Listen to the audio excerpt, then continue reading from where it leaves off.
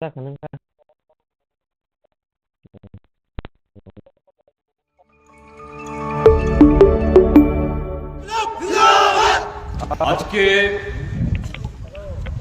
এই ছোলেংটা বাজারে 6 নং বিধানসভা কেন্দ্র এবং করমছড়া বিধানসভা কেন্দ্রের সিপিআইএম এবং কংগ্রেস দলের সমর্থিত প্রার্থীদ্বয়ের সমর্থনে আজকের এই মহতী জনসভার সভাপতি মণ্ডলীর শ্রদ্ধেয় সদস্যগণ, এই জনসভায় এই দুটি বিধানসভা কেন্দ্র থেকেই তার বিভিন্ন প্রান্ত থেকে যারা অংশগ্রহণ করেছেন, আমার শ্রদ্ধাভাজন অভিভাবক অভিভাবিকাবৃন্দ, মায়েরা, বোনেরা, যুব বন্ধুগণ এবং এই ছোলেংটা বাজারের সুদী ব্যবসায়ী, পথচারী, দূর থেকেও যারা আমার বক্তব্য শুনছেন, এই এলাকার সমস্ত সুধী নাগরিকদের আমি ত্রিপুরাজ্যের বামফ্রন্ট কমিটির তরফ থেকে এবং আমাদের রাজ্যে গণতন্ত্র এবং সংবিধান রক্ষায় গণতান্ত্রিক বা ধর্মনিরপেক্ষ দলের তরফ থেকে কংগ্রেস দলও আমাদের এই গুরুত্বপূর্ণ এই লড়াইয়ে সামিল হয়েছেন। আমরা আসন সমঝোতা করে এবার এই বিধানসভা নির্বাচনে আমরা ঐকমত্যের ভিত্তিতে আমরা লড়ছি। তাদের সকলের তরফ থেকে আপনাদের শুভেচ্ছা, অভিনন্দন এবং নমস্কার জ্ঞাপন করছি। বন্ধুরা, আমার আগের বক্তাদের কাছ থেকে বিশেষ করে মাননীয় দিবাচন্দ্র রাঙ্খল মহোদয়, বহুদিনের বিধায়ক, অভিজ্ঞ মানুষ, এক সময়তে কংগ্রেস দলের রাজ্য সভাপতি ছিলেন, তার অভিজ্ঞতা তিনি এখানে সুন্দর ব্যক্ত করেছেন এবং আপনারা নিজেরাও গত 5টি বছর এই ত্রিপুরাজ্যের প্রতিটি মানুষ যারা এই ভারতীয় জনতা পার্টি নামক আমাদের দেশের বর্তমান শাসক দল মিথ্যা, প্রতারণা, প্রবঞ্চনা, ঠকানো ছাড়া এই দলের আর কোনো ভূমিকা নেই। এটা শুধু ত্রিপুরাজ্যের গত 5 বছর ইতিহাস না, ভারতবর্ষে নরেন্দ্র মোদী সরকারের গত 8.5 বছরের তার দিনলিপি না। এই ভারতীয় জনতা পার্টি যে রাজনৈতিক বৃত্ত থেকে, শেকড় থেকে উঠে এসেছে, সেই রাষ্ট্রীয় স্বয়ংসেবক সংঘ বা আরএসএস থেকে একটু মিলিয়ে দেখুন। ভারতীয় জনতা পার্টির ইতিহাস হলো বিশ্বাসঘাতকতা, পেছন থেকে ছুরি মারা। তাদের নেতা নাথুরাম গডসে মহাত্মা গান্ধীকে খুন করে, আর নরেন্দ্র মোদী এখন মহাত্মা গান্ধীকে পূজা করে। এ হলো বিজেপি। কাজেই গত 5 বছরের শাসন ত্রিপুরাজ্যের মানুষ আমরা দেখেছি। সেই নিরিখে এইবারের যে বিধানসভা নির্বাচন ত্রিপুরা রাজ্যের, অবশ্যই অতীতের সব বিধানসভা নির্বাচনের মতো এই নির্বাচনও নতুন একটা সরকার তৈরি করার, সরকার পরিবর্তন করার, কিন্তু ত্রিপুরাজ্যের মানুষের কাছে শুধু এটা নতুন একটা সরকার তৈরি করার লড়াই না, এটা শুধুমাত্র সরকার পরিবর্তন করার ভোট না, তার চাইতে বেশি উল্লেখযোগ্য গত 5 বছর এই ত্রিপুরাজ্যে প্রতিদিন, প্রতি মুহূর্ত, প্রতিনিয়ত এই বিজেপি দলের হাতে যেভাবে গণতন্ত্র খুন হয়েছে, সংবিধান পদদলিত হয়েছে, এই ত্রিপুরাজ্যকে মডেল করে, ত্রিপুরাজ্যকে পরীক্ষাগারে পরিণত করে ভারতীয় জনতা পার্টি আগামী দিন সারা দেশে ত্রিপুরাজ্যে যেরকম ভাবে অত্যাচার চালিয়েছে, একদলীয় শাসন কায়েম করেছে, স্বৈরাচারী ব্যবস্থা তৈরি করেছে, সেই চেষ্টাকে প্রতিহত করতে হবে। এই লড়াই শুধু নতুন একটা সরকার তৈরি করা, এ অত্যাচারের দুর্বিনীত সরকার পরিবর্তন করা না। সারা দেশের মানুষ ত্রিপুরার দিকে তাকিয়ে আছে অধীর আগ্রহে। গণতন্ত্র পুনরুদ্ধার করতে হবে, সংবিধানকে সচল করতে হবে। কেন কথাগুলি বলছি বন্ধুরা? ত্রিপুরাজ্যের মানুষ 2018 ইংরেজিতে বিজেপিকে ভোট দিয়েছিল। তারা স্লোগান তুলেছিলেন সবকা সাথ, সবকা বিকাশ, সবকা বিশ্বাস। কথাগুলি ভালো, কথাগুলি সুন্দর, কিন্তু আমাদের অভিজ্ঞতায় এই সবকা সাথ এরা চলেছে কি? সবকা বিকাশ হয়েছে কি? সব বিশ্বাসের মানুষকে তারা ঠিক সেরকম ভাবে সম্মান করেছে কি? আদর যত্ন করেছে কি? করেনি, করতে পারে না। ভারতীয় জনতা পার্টির অভিধানে সেটা লেখা নেই।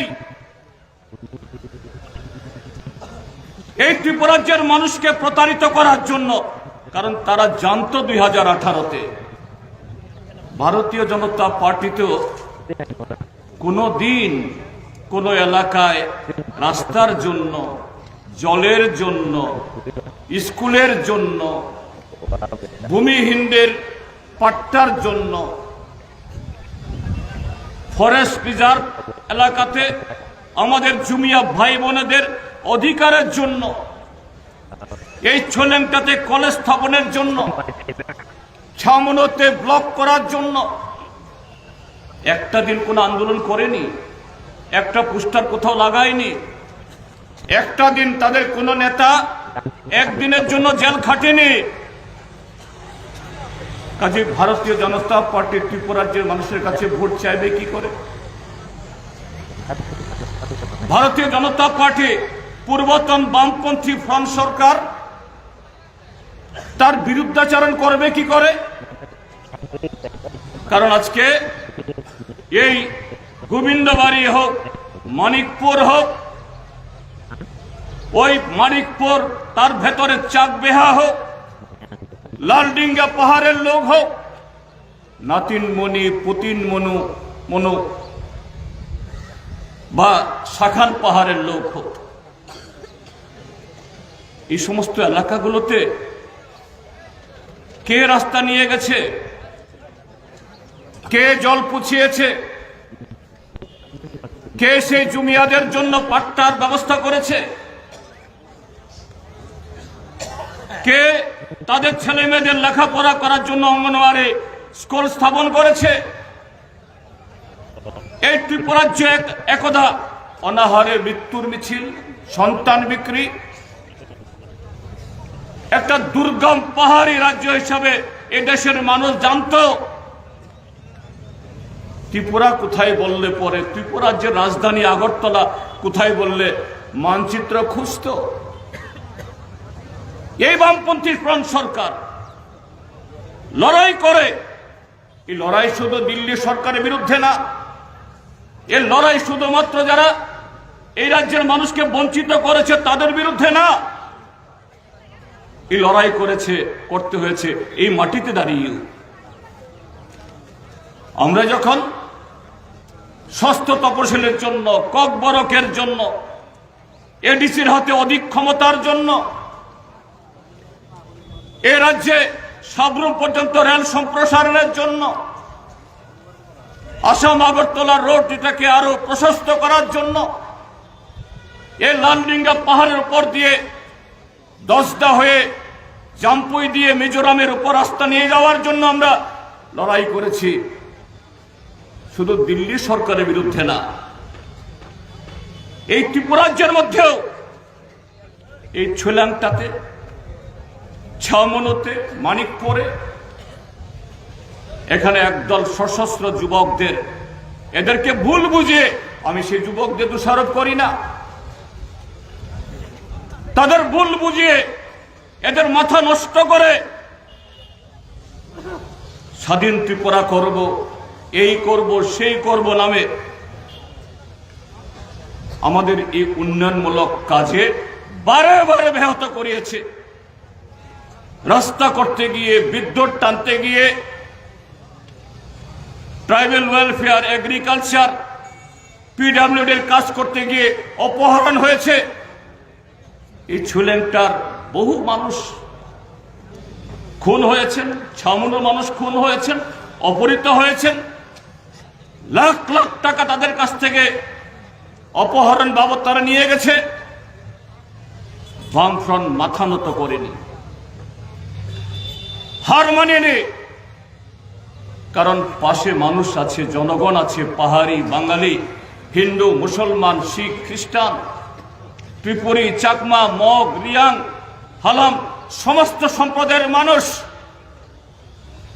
সত্যিকারের সবকা সাথ, সবকা বিকাশ, সবকা বিশ্বাস হয়তো স্লোগান আমরা দিই না, বামপন্থী ফ্রন্ট সরকার সেই লক্ষ্য নিয়ে কাজ করেছে।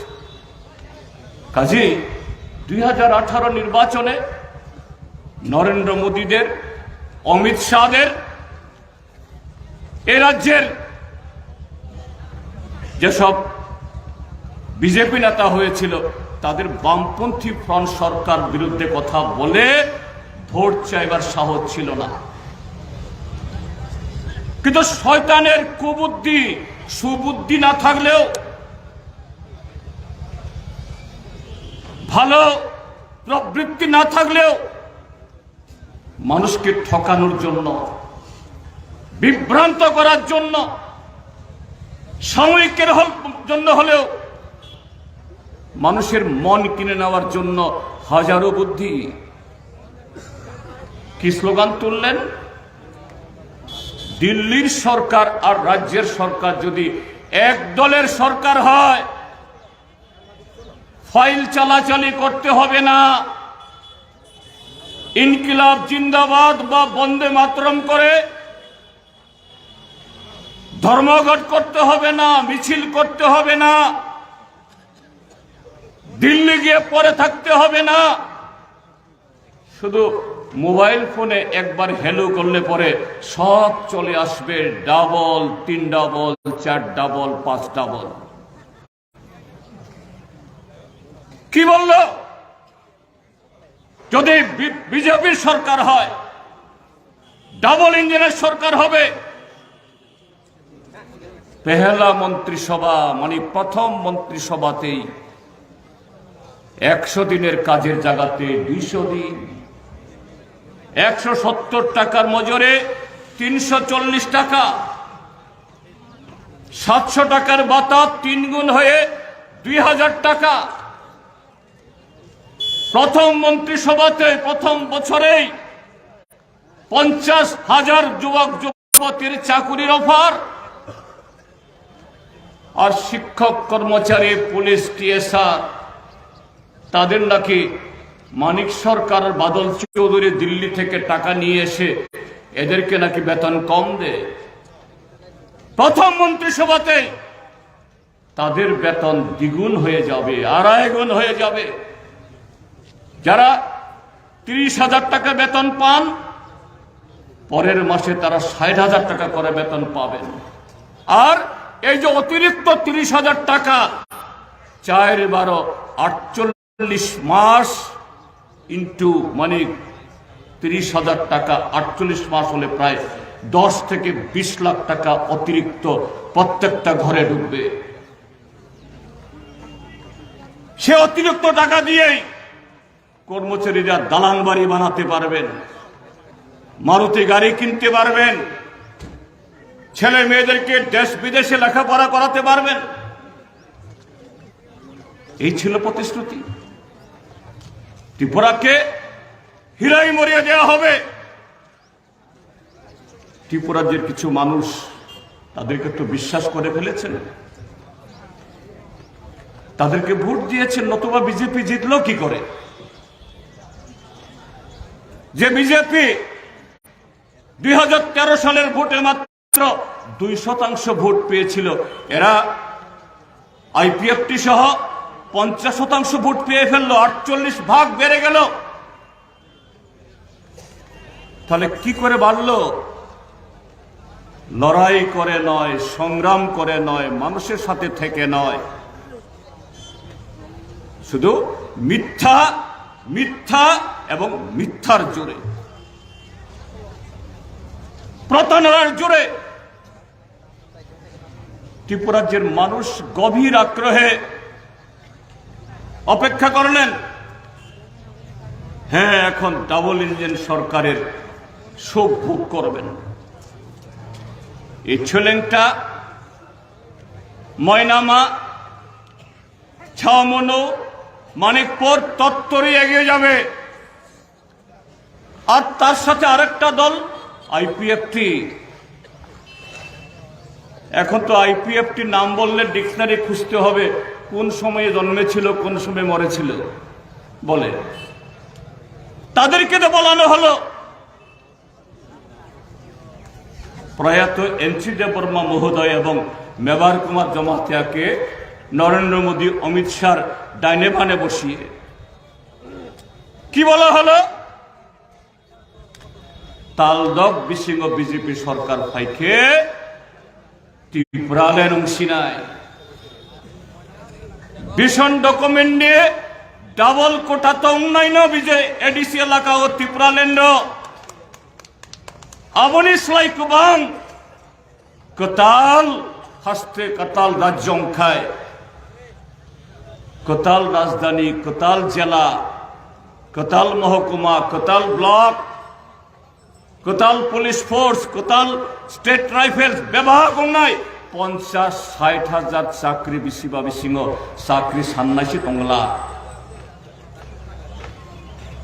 এডিসি এলাকাও ডাবল রিডাবল। এডিসি এলাকা শুধু ডাবল না, রিডাবল উন্নতি হবে। বন্ধুরা, ত্রিপুরার একটা অংশের মানুষ বিশ্বাস করেছিলেন, যারা তাদের এই মিষ্টি কথায় বিশ্বাস করে বিজেপিকে ভোট দিয়েছিলেন, আমরা তাদেরকে অপরাধী বলতে রাজি না। মন থেকে বলছি, সৎভাবে বলছি, হ্যাঁ ভুল করেছে, কিন্তু দোষ করেনি, পাপ করেনি। কারণ এই কথাগুলো বলেছে স্বয়ং প্রধানমন্ত্রী। পাপ যদি করে থাকে, নরেন্দ্র মোদী পাপ করেছে, অমিত শাহ পাপ করেছে। ত্রিপুরাজ্যের মানুষ তাদের এই মিথ্যা কথায় ভোট দেওয়ার জন্য, প্রতারণার ফাঁদে পা দেওয়ার জন্য তারা পাপ করেনি। কিন্তু বন্ধুরা, কি দেখেছি গত 5 বছর আমরা? ভারত একটা স্বাধীন দেশ। এই দেশে যে আইন, এই আইন সবার জন্য। ভিলেজের আইন ভিলেজের হাতে, ভিলেজ কমিটির হাতে, নির্বাচিত সদস্যদের হাতে।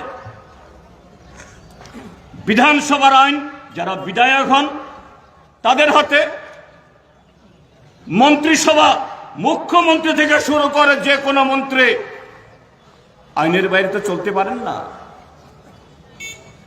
আর সেই আইন প্রয়োগ করবে কে? Chief secretary, district magistrate, SDM, BDO, তহসিলদার। আর সেই জায়গায় যদি বলপূর্বক সে আইন মোতাবেক সে আইন পরিচালনা করতে হয়, কারা করবে? পুলিশের director general, inspector general, superintendent of police, sub divisional police officer, থানায় ওসি, দারোগা সাহেব। কোন নাগরিক, কোন ব্যক্তি বিশেষ যদি ভুল করে, অন্যায় করে, তাদের জন্য থানা আছে, পুলিশ আছে, আইন আছে, কানুন আছে, সে অনুযায়ী চলবে। গত 5 বছর মুখ্য সচিব থেকে শুরু করে তহসিলদার বা তহসিলদার অফিসের যিনি পিয়ন, তার ক্ষমতা সংবিধান অনুযায়ী প্রয়োগ করার সুযোগ নেই। পুলিশের ডাইরেক্টর জেনারেল থেকে শুরু করে থানার হোমগার্ড, তারা থুটু জগন্নাথ, ডিএম, এসপি, ওসি, এরা সব কোন একটা অদৃশ্য শক্তির অঙ্গুলি হেলনে তাদের উঠবস করতে হয়। যারা ঊর্ধ্বতন অফিসারকে দেখে স্যালুট করবেন, ইয়েস স্যার করবেন, তাদেরকে ইয়েস স্যার করতে হয় এমন কিছু লোক যারা মানুষ দ্বারা নির্বাচিত না, জননির্বাচিত না। তারা ভিলেজ কমিটির মেম্বারও না, চেয়ারম্যানও না, এডিসির মেম্বারও না, কোন সংস্থার কোন নির্বাচিত সদস্য না। তারাই হলো হর্তা, কর্তা, বিধাতা, দণ্ডমুন্ডের কর্তা। এই মনু, এই ময়নামা, ছৈলেংটা, মানিকপুর, ছাওমনো, সর্বত্র আপনি গ্রামের মানুষ, আপনি যদি ভারতীয় নাগরিক হন, আপনার সিটিজেনশিপ কার্ড থাকবে, রেশন কার্ড থাকবে, পঞ্চায়েত রেজিস্টারে আপনার নাম থাকলে পরে আপনার একটা রেগা কার্ড থাকবে, ভোটার আইডি কার্ড থাকবে, ভোটার তালিকাতে নাম থাকবে। আর সেই নাগরিক যদি হয়,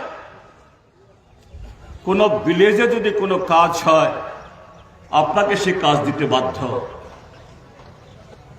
আপনি কোন দল করেন, কোন দল করেন না, এটা কোনো বিচার্য বিষয় না, এটা আপনার অধিকার। এই অধিকার ভারতের সংবিধান, পার্লামেন্ট, আইন আপনাকে সে অধিকার দিয়েছে। আপনার যদি ভোটার তালিকাতে নাম থাকে, আপনি কি সকালে কি বিকালে যখন খুশি যাকে খুশি, নির্বাচন কমিশন যে সময় বেঁধে দেয়, এটা ভিলেজ কমিটি হোক, এটা পঞ্চায়েত হোক, এটা লোকসভা হোক বা বিধানসভা, আপনি ভোট দিতে পারবেন। আবার আপনি কোন পার্টিকে ভোট দেবেন না। এখন একটা ব্যবস্থা আছে, নোটা। আপনি বিজেপিকে ভোট দেবেন না, সিপিএম কে ভোট দেবেন না, মথাকে ভোট দেবেন না, কংগ্রেসকে ভোট দেবেন না, তার ব্যবস্থা আছে নোটা। কেউ আটকাতে পারে না। আপনি যদি সেই বিরাজের নাগরিক হন, রেশন ডিলার আপনাকে সপ্তাহান্তে নিয়ম মতো অন্যরা যেরকম চাল ডাল পায়, আপনিও পাবেন। আপনি ছলেংটার একজন শিক্ষিত যুবক, সরকারি চাকুরি নাই, রোজগার নাই, জমি জমাও নাই।